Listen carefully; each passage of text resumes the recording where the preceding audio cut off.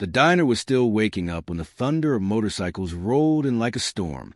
People stared, afraid, judgmental, whispering about dangerous bikers.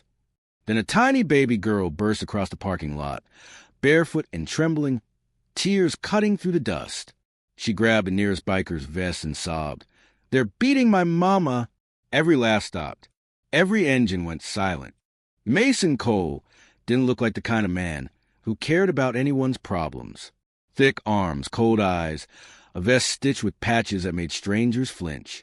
But the moment that little girl clutched him like he was her last hope, something inside him shifted. He crouched down slowly so he wouldn't scare her, his voice rough but careful. Hey, sweetheart. Breathe. Tell me your name." The girl wiped her nose with a shaking hand. "Alila," she cried, pointing toward the road with tiny trembling fingers. "Please. My mama, they won't stop." Her cheeks were smudged with dirt, and her little lips quivered like she was holding her whole world together with one breath. Around them, the diner crowd watched with that uncomfortable silence people wear when they want to help, but don't want to get involved. A trucker muttered, "Probably some family drama." A woman whispered, "Those bikers will make it worse." And the diner owner glanced at the phone like he wanted to call someone, but fear kept him frozen. Mason stood up, jaw tightening, eyes burning with a quiet fury that didn't need shouting to be terrifying. He turned toward his brothers at the table. "Tank, Rico, with me." That was all he said. Chairs scraped. Boots hit the pavement. Leather jackets swung onto broad shoulders like armor. The bikers didn't ask questions or wait for permission. They moved like a unit. Engines roared to life, sharp and loud enough to shake the windows. Lila flinched at the sound, but Mason lifted her gently onto his bike seat, wrapping his jacket around her like a shield. "You're coming with us," he said, firm but kind. "You're safe, all right?" She nodded quickly, gripping the edge of his vest as if letting go would make her disappear. They raced down the Tulane Road, the wind slicing cold across Mason's face. Lila kept pointing, hiccuping through sobs, urging him faster. Past old billboards, broken fences, and a stretch of trailers half hidden behind dying trees. She finally screamed. There! A small home stood at the end of a dirt path. Quiet from the outside, too quiet, like it was holding its breath. Mason killed the engine, and for a moment, the world went still. Then a muffled sound. Something slammed, a woman's voice cracked in fear, and Mason's expression hardened into something deadly calm. He stepped forward, fists clenched, not with rage, but with purpose. Mason didn't kick the door in like the movies. He didn't need to. He pushed it open with slow, controlled strength, and the rusty hinges screamed like a warning to everyone inside. The trailer smelled like cheap liquor, sweat, and old anger. A lamp flickered in the corner, casting long shadows across the cramped room. And there, against the wall, was Lila's mother. Her name was Marissa, and even through the bruises blooming on her cheek, she still looked like someone who had once carried herself with pride. But right now she was cornered. Her arms were up, trembling, trying to shield her face as two men loomed over her. One was thick-necked and red-faced, the kind of man who believed fear made him powerful. The other stood behind him, laughing, holding a phone like this was entertainment. Marissa's eyes widened when she saw Mason, then flicked past him to Lila. "No!" she cried, her voice cracking like her heart had split open. "Baby, run." But Lila didn't run. She didn't move at all.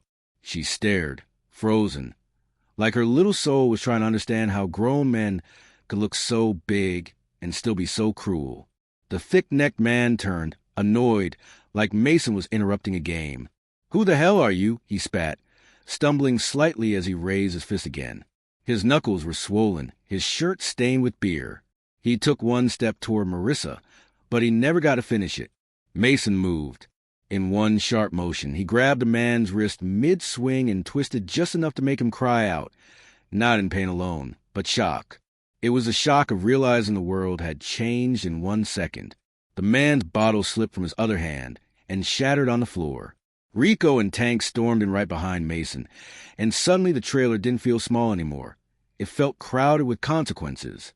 The man tried to pull away, barking curses, but Mason's grip was iron. "You don't raise your hand to a woman," Mason said quietly, his voice low enough to chill the air. The second guy stepped back fast, phone still in his hand. I wasn't doing nothing," he stammered, suddenly terrified. Tank snatched the phone and crushed it in his palm like it was paper. Marissa collapsed to her knees, shaking. Mason released the man just long enough to step toward her, softening instantly. He crouched, keeping his voice calm. "Ma'am, you safe now." She looked up at him, tears spilling. "Why? Why are you helping?" she whispered, like she'd forgotten help was something people did. Mason didn't answer. He just glanced at Lila. The baby girl ran into her mother's arms, sobbing so hard her whole body shook. "I got help, Mama. I got help," she cried. Marissa held her like she was holding life itself, kissing her hair again and again.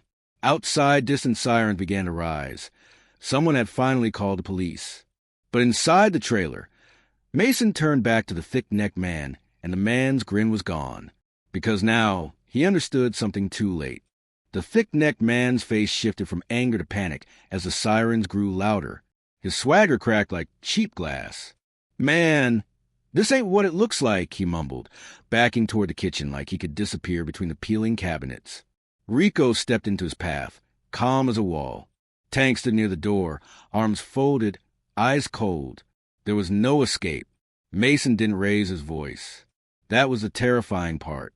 He only pointed toward the corner where Marissa sat clutching Lila, rocking her like she was trying to undo every second of fear her child had ever felt. "Look at her," Mason said. "Look at what you did." The man glanced over, then quickly looked away, like he couldn't stand the mirror of his own shame. But shame didn't stop him from trying to twist the story. "She's my woman," he snapped. "She owes me." Mason's jaw tightened. "Nobody owes you their body. Nobody owes you fear." His words landed like iron. The second man, the one who'd been filming, started babbling excuses. "I was just messing around. It was a joke," he pleaded, hands raised. Tank didn't even blink. "A joke is when everyone's laughing," he said. "Not when a child is begging strangers to save her mama." Marissa finally found her voice again, weak but steady. "He's not my man," she said, her eyes burning through tears. "He's my past. And I left because I wanted my daughter to grow up safe." Lila lifted her little head and stared at the abuser with a look no child should ever have to carry. Pure hurt, pure betrayal. "Why you hurt my mama?" she whispered. That tiny question shattered something in the room. Even the thick-necked man looked stunned for a heartbeat, like he'd never been forced to see himself through a child's eyes. Then his face hardened again. Some people would rather be monsters than admit they're wrong. The sirens drew closer, and suddenly he lunged, not at Marissa, but toward the back window, desperate. Rico moved faster. He grabbed the man's belt and yanked him down hard, pinning him with a knee and zero drama. No fists, no chaos, just control. The man cursed, but it sounded smaller now, like a bully realizing the world finally had bigger bullies in him. When the police burst in, they hesitated the moment they saw the bikers. One officer's hand hovered near his holster, eyes scanning patches and leather. "Everyone stay where you are," he barked. The room tensed. Mason slowly raised both hands. "Officer," he said calmly, "we're not the problem. We're the reason she's alive." The officer looked at Marissa's swollen face, at Lila clinging to her, at the two men trembling on the floor, and his expression changed. In that moment, the town stereotype started to crumble, because the dangerous bikers weren't hiding. They were standing tall, and the real criminals were the ones shaking. The police separated everyone carefully, but it was clear who the victims were. Marissa sat on the worn couch, holding Lila so tightly it looked like she was afraid the air itself might steal her away. An EMT knelt beside her, gently cleaning the blood at the corner of her mouth. "Ma'am, we need to take you in," the medic said softly. Marissa nodded, but her eyes never left Mason. "If she hadn't run," she whispered. Her voice broke. "If she hadn't been brave," Lila sniffled, then lifted her tiny chin like she was trying to be strong for both of them. "I told you I'd save you, Mama," she said. Outside, the The thick-necked man was shoved toward the squad car, still mouthing insults, until the diner owner arrived, breathless, pointing and yelling. "That's him. That's the guy who's been threatening people. He broke my nephew's jaw last month." Suddenly, more locals appeared, drawn by the sirens, and whispers turned into gasps. The officer paused. "You have a record?" he asked the man. The man spat on the ground. "So what?" he sneered. "This town always lets me walk." That's when Karma showed up with paperwork.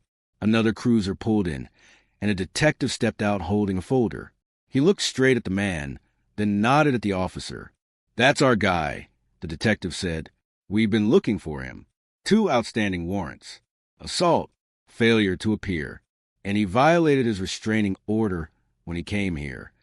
The man's face drained of color. So fast, it was almost comical. For the first time, he couldn't talk his way out of anything. His knees buckled slightly as the handcuffs tightened. And that's when Marissa surprised everyone. She stood up, slow, shaky, but standing, and walked outside with Lila holding her hand. The crowd fell silent as she faced the officers. "I want to press charges," she said, voice trembling but firm. "All of them. Every single thing he did." Her eyes flicked to Mason, then back to the cops. "And I want my daughter to see what happens when you don't stay silent." The officer nodded, suddenly respectful. "We'll make it happen." As the abuser was shoved into the car, he looked at Mason with hatred, trying to reclaim power with a glare. Mason leaned in just close enough for him to hear. "You thought you were untouchable," Mason said quietly. "But you forgot the smallest people can pull the biggest triggers." The man scoffed until he saw Lila staring at him. Not afraid, not crying, just watching, like a little judge in a red dress. Then the car door slammed shut, and for the first time in his life, the man realized something terrifying. He wasn't in control anymore, and everyone knew it.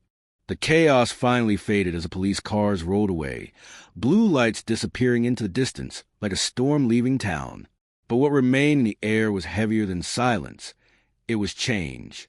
Marissa and Lila stood outside the trailer, wrapped in blankets the diner owner had brought, while the EMT finished checking Marissa's injuries. Her face was bruised, her lips swollen, but her posture had shifted. She wasn't shrinking anymore. She was standing. The diner owner, a tough older woman named Doris, wiped her eyes and shook her head. "I've lived here 30 years, she muttered. "I've watched folks look away too many times." She glanced at the bikers, still standing nearby like guardians. "But today, you boys did what the whole town was too scared to do." Mason didn't smile. He just nodded once, like heroism wasn't something he wanted applause for. Marissa stepped toward him, slow and uncertain, like she didn't know how to speak to a man everyone feared. "Why?" she asked again, voice quieter now. "Why would you help someone like me?" Mason glanced down at Lila, who had fallen asleep against Marissa's hip. Her tiny fingers curled around her mother's shirt. "Because no one should have to beg for safety," he said. "And because she reminded us what courage really looks like." The words hit Marissa like warmth. Her eyes filled again, but this time the tears weren't only pain. They were relief. She swallowed hard. "People always judge you," she whispered. "They'll judge me, too." Mason shrugged. "Let 'em," he said. "The loudest people are usually the weakest." A few days later, the town did something unexpected. A local church organized a fundraiser for Marissa and Lila. Strangers dropped off groceries, diapers, and envelopes with cash tucked inside. Even the truckers from the diner came by with boxes of clothes and toys. And every Sunday morning, like clockwork, a line of motorcycles would pull into the diner parking lot, chrome shining, engines rumbling softly. Then the bikers would walk inside, sit quietly, and check on Marissa and Lila like family. Weeks turned into months. Marissa found a small apartment in town, started working again, and slowly built a life that wasn't shaped by fear. Lila began smiling like a child should, bright, loud, carefree. One spring morning, she ran outside holding a crayon drawing. It showed a row of motorcycles, a little girl in red, and a giant man kneeling down. She handed it to Mason with both hands. "This is you," she said proudly. You're my hero." Mason stared at it for a long time. Then he folded it carefully and slipped it inside his vest. "No, kid," he said softly. "You're the hero. You saved your mama, and you reminded the world to be human.